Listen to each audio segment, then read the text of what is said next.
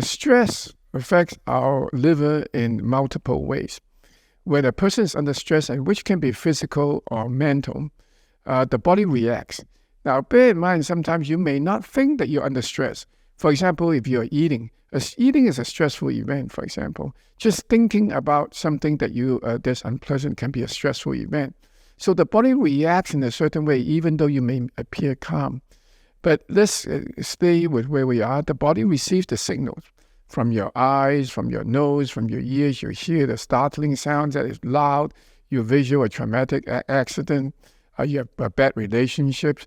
The brain receives all these signals. And as far as the brain is concerned, it is stressful. So what does it do? It sends a signal through the HPA axis and HPT axis, hypothalamus, pituitary, adrenal, as well as the hypothalamus, pituitary, thyroid axis, which is like the highways that carries the hormones to the various organs. And what do these organs do?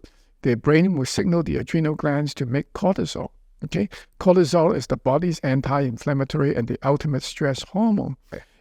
What does cortisol do? Cortisol raises blood sugar. Well, why? It's because the body now understand that if you're under stress, you may need to have sugar for you to run away, as if a tiger is attacking you. So it raises cortisol. The cortisol goes to the liver and converts the glycogen into blood sugar, so that the sugar can then be sent to the brain for you to stay alert, and to the muscles so that you can run away. So what else? What happens when this event occurs is that it's intended to be good, okay? But in the process, you're increasing blood sugar. And increasing blood sugar will lead to an increase in insulin output from the pancreas, because pancreas' job is to see that the blood sugar doesn't go too high to bring it back down. So you're putting excessive stress into the pancreas now, okay? And so if this goes on for too long, then the body's insulin level goes up. Its level of insulin go up means that the body's sugar is trying to push back into the liver and create a cycle where the liver have too much sugar in the form of glycogen and triglyceride storage, leading ultimately to a condition called fatty liver if you're not careful, as well as insulin resistance. So one branch is the stress, increased cortisol, which increase blood sugar, which increase insulin, which boomerangs back to the liver. The second is the involving the hormone called adrenaline, or it's also called epinephrine. When you're under stress, not only does cortisol go up, the epinephrine, which is controlled by the adrenal medulla, the center part of the adrenal glands, also go up, especially in the case of chronic stress where your body's in fatigue over time, chronically low in cortisol. Remember, when your body is first exposed to stress, cortisol tend to go up. But if you continue the stress for a long time, the cortisol will tend to go down and becomes flattened, so to say. And when that happens, if you don't kind of have the body kind of restore its equilibrium, then that will trigger the release of adrenaline. Adrenaline, also called epinephrine, it restricts blood flow to the visceral organs, gallbladder, kidneys, and is doing that for the reason to help to push the blood into your brain and other muscles so you can run away and have the alertness. So the internal organs are kind of sacrificed, so to say, during the time of stress. So when you have stress, epinephrine goes up, the blood flow to your liver goes down. That increases the chances of you getting liver congestion, okay? So liver congestion, again, it leads to the sugar not being moved into the liver and causes peripheral hyperglycemia by design. But this leads, just like the cortisol increasing the blood sugar through glycogen conversion to sugar, will lead to a hyperinsulinemia, or excessive amount of insulin.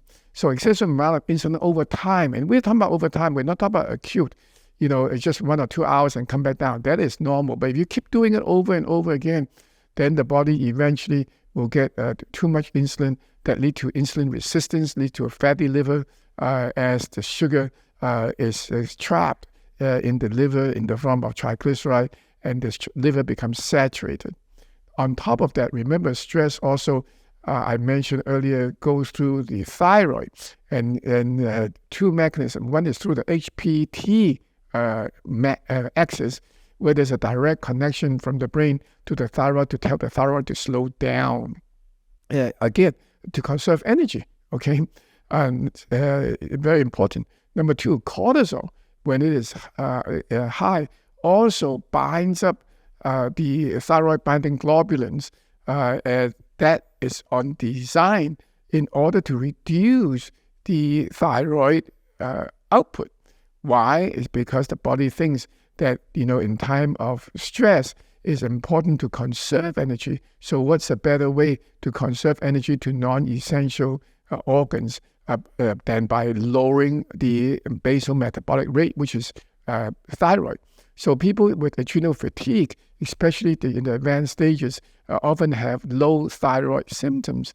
They may not be clinically told to be hypothyroid, but they have ever-reducing free T3, low free T4, and their TSH tend to go up, like blood work. And then stress, as I said earlier, because of the cortisol effect and the insulin effect can lead to a rising insulin. So if you do fasting insulin, it can go up. The triglyceride can go up as well. And so these are all ramifications of how stress can affect the liver. And from there, once the liver is compromised, then your metabolic regulation goes down. Because of the triglyceride, insulin, glycogen storage will be affected. Number two, your insulin may be affected, resulting ultimately in potential hyperinsulinemia, insulin resistance, and glucose metabolism, and with the side effects of the hypoglycemia if the insulin level goes too far up too fast. And of course, the adrenaline that we talked about as a function of stress can also cause a bunch of side reactions, including insomnia, POTS, which is postural orthostatic tachycardia, PVCs, atrial fib, fibromyalgia, and anxiety. And excessive amount of cortisol can also lead to metabolic disruptions and salt craving, blood pressure, dysregulations, etc. So your body is pretty messed up, and a lot of it has to do with liver. So reduce the stress is number one. Fortify your liver function is number two. And then I think you will be much better. I hope you get to understand how physiologically, how everything is intertwined. And maintaining a healthy liver by reducing stress is seldom paid attention to, but it's such an important factor in your overall optimum health.